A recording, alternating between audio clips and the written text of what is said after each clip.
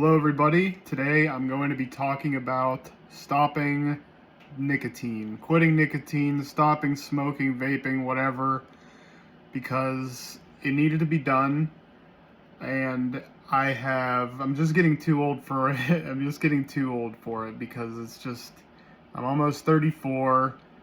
I've been basically smoking slash vaping since I've been 21, and I guess I could start there. Basically, I'm a little bit restless. This is day one. I haven't had any nicotine for about 12 hours or so, and I'm very antsy, very anxious, just very restless. So I'm making this video. Hopefully, somebody out there will see this and maybe glean some hope from it, or some advice, or just kind of connecting as a human being that wants to quit smoking as well. But I will talk about my flaws as a human being because I started smoking when I was 21. My friends got me into it. When I was in college, I would hang out with them. They would get drunk, and I would get drunk with them, and they would be like, here's a cigarette. I'm like, I don't know about this, guys. And they're like, oh, yeah. And then it's all peer pressure from there. So I went ahead and did it. The first cigarette I've ever had was I think it was a Camel. Not a Camel Crush. It was just like a regular old Camel cigarette. And it was disgusting. I don't know why I did it. I don't know why I initially smoked it, but I just, throughout the night, I kept drinking, and I'm like, that was disgusting, but give me another one. And that's how it starts, man. That's how it starts. You know it's disgusting, but you want to look cool. That's why anybody starts smoking, right? You want to look cool. And let me tell you something. It's not cool. You shouldn't do it ever. You shouldn't start. You shouldn't hang around people that smoke or will peer pressure you into smoking with them. It's bad. And it's a big, colossal waste of money. It's a huge, huge, huge waste of money. So that's how I started. And all throughout college, I basically used as much extra money as I could to go buy cigarettes. And eventually it was bad enough where I rolled my own cigarettes to save money. And that was bad because I got all these cigarettes for cheap, and it just fueled the addiction. It just didn't stop.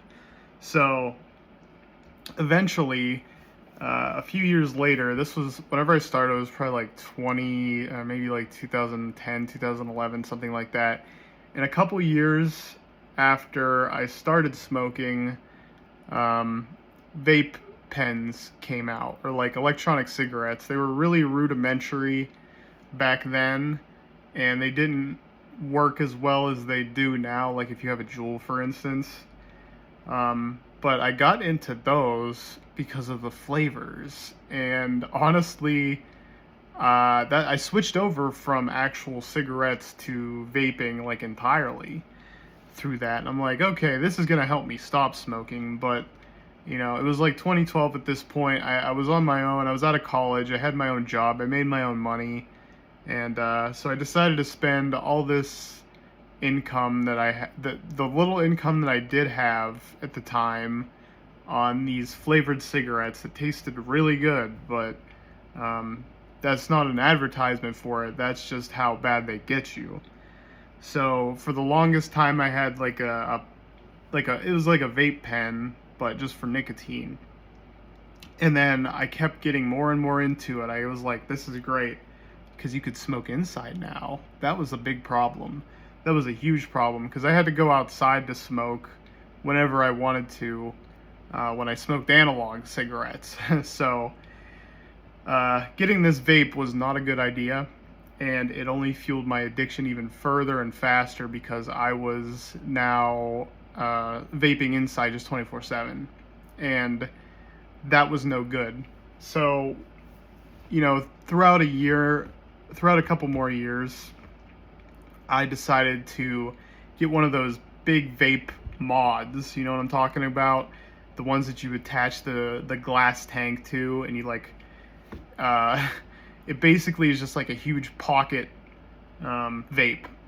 and it holds like the batteries, like the big ass batteries. You know what I'm talking about? Maybe, I don't know. Hopefully you don't know what I'm talking about actually. But it was basically the next step from a vape pen was a vape mod. And basically what you could do with this thing is like blow huge clouds, and it just looked cool. And you could put any flavor you want. You can mix and match flavors and whatever. And I that was just my downfall, because I was more addicted than ever with that thing than I ever could have been. So it I just vaped for years that way, for years and years, and it costed me so much money. I had to order vape liquids online from, like, I forget where I ordered it from, some shady website that sold you vape liquids for like $10 a bottle or whatever. So that was pretty much my life for the longest time, until I just started getting really, really sick of the vape mod thing, because it would just nonstop leak. It would just leak and leak and leak. It wasn't secure, and you'd have vape juice in your pocket all day at work, and that was just disgusting. I was over that. So I just went and picked up, well, I mean, after that, I went and picked up a Juul, and that's where it really got bad, because I didn't care about the flavor anymore. I just cared about the hit of the Juul, because it was Juuls hit like no other. I mean, they really do give you this like satisfying like hit, like a cigarette would. And I didn't smoke menthol or anything. I just had the regular tobacco flavor, and that's like my downfall, because I really like the flavor of tobacco, and it's just not good. So I was stuck on Juul for a long time, until that's what I was actually smoking up until like about 12 hours ago. So I had to break down the math. The Juul packs they sell them they just sell them two and buy four. I usually got the four, and I usually got 2 packs of them, because at my local Sheetz gas station, they have a deal where it's like, if you get 2 Juul packs, you get like $13 off or something, $8 off, something good in terms of like a deal. But that deal only just kind of fueled my addiction even further, because I was getting such a good deal. And these pods, they lasted about a day, about 24 hours actually. It would be 24 hours until I switched out another pod and then continued vaping. So I would have to go to the gas station about every 8 days and pay about $32.50 to fuel this habit. And like, while that is a lot of money, okay? That's a lot of money even right now for an addiction, okay? $38 every 8 days. That adds up. That adds up, man. That adds up pretty fast too. So it wasn't up until today. I just woke up. I realized that I was out of these pods, and I decided to. I was thinking about going to get them at the gas station, and I decided no. Today's the day that I'm not going to go get more pods. So I went out. I went to get something to eat, and I was right next to the gas station that I usually get this stuff from. And I just made a conscious decision not to go into that store at all. And I just went home and, ate my food. But I still had like a little bit left. And I'm sorry if I said today. This was actually yesterday. So I had a little bit left. I vaped it all up until it was gone, until I went to bed, like a couple hours before bed. So I woke up and I just didn't have any kind of motivation to go get more pods. So that's where I'm at right now. So it's been about 12, 13 hours since no nicotine at all. And this is day 1 of just cutting it off, pretty much stone cold. Nothing. I have nothing to replace it with now. I'm thinking about maybe like getting some sunflower seeds or something, because that's what I used to do before I vaped as like an anxious habit. I would just get a bunch of sunflower seeds and just chew on them all day.